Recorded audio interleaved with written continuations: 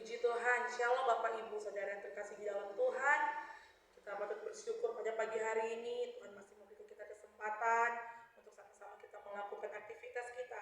Sebelum kita melakukan aktivitas kita, mari kita sama-sama berdoa untuk sama-sama kita belajar dan merenungkan kebenaran firman Tuhan. Kami mengucap syukur untuk kebaikan-Mu Tuhan.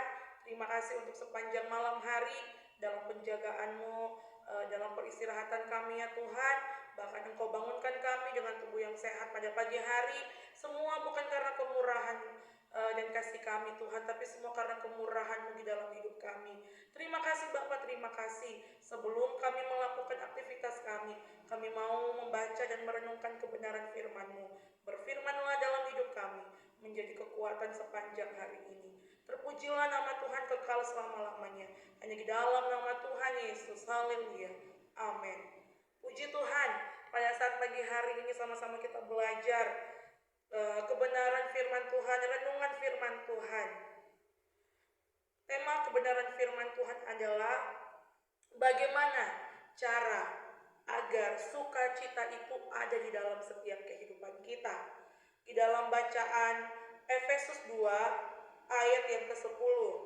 Sekali lagi di dalam Efesus 2 ayat yang ke-10, demikianlah firman Tuhan, karena kita ini buatan Allah, diciptakan dalam Kristus Yesus untuk melakukan pekerjaan baik yang dipersiapkan Allah sebelumnya. Ia mau supaya kita hidup di dalamnya. Puji Tuhan. Di dalam setiap kehidupan kita sebagai orang-orang percaya, Tuhan menciptakan kehidupan saya dan saudara. Ada maksud dan tujuan Tuhan di dalam setiap kehidupan kita sebagai orang-orang percaya. Bapak Ibu yang terkasih di dalam Tuhan, ketika kita ingin melakukan pekerjaannya Tuhan, kita ingin melayani Tuhan, pastinya harus ada sukacita di dalam setiap kehidupan kita. Perlu yang namanya pengakuan ketika Bapak dan Ibu Saudara ingin agar sukacita itu kembali di dalam setiap kehidupan kita. Jika kita mengakui bahwa kita ini bersukacita, padahal di dalam hati kita itu tidak bersukacita. Itu artinya apa? Itu artinya kita sedang membohongi diri kita sendiri.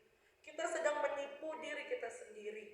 Untuk itu Bapak Ibu, bagaimana sih cara untuk kita mendapatkan sukacita itu? Yaitu pertama, kita harus mengakui bahwa ya memang sukacita itu nggak ada dalam hidup kita. Banyak hal mungkin yang terjadi di dalam kehidupan saya dan saudara, sehingga mungkin kita tidak mengalami yang namanya sukacita.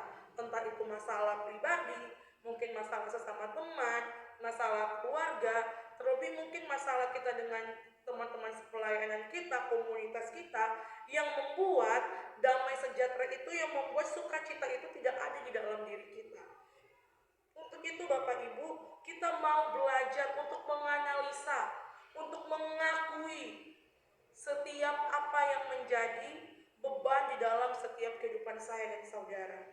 Perlu pengakuan di hadapan Tuhan, mengakui di hadapan Tuhan bahwa mungkin saat-saat ini Bapak Ibu Saudara tidak mengalami sukacita itu. Bahkan kita ingin memikirkan bagaimana sih agar sukacita itu ada di dalam setiap kehidupan saya dan saudara. Yang pertama, perlu ada hubungan intim dengan Tuhan. Amin. Karena hanya Tuhan saja yang bisa memberikan sukacita itu kembali di dalam kehidupan kita.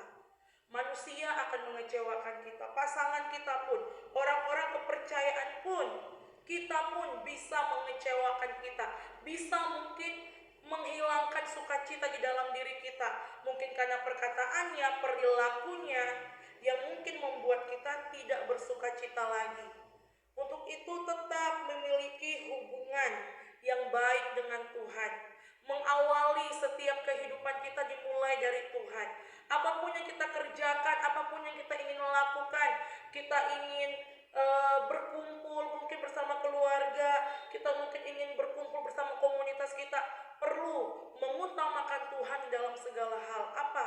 Untuk apa? Agar Tuhan tetap menolong saya dan saudara ketika mungkin kita diperhadapkan dengan situasi yang tidak mengenakan.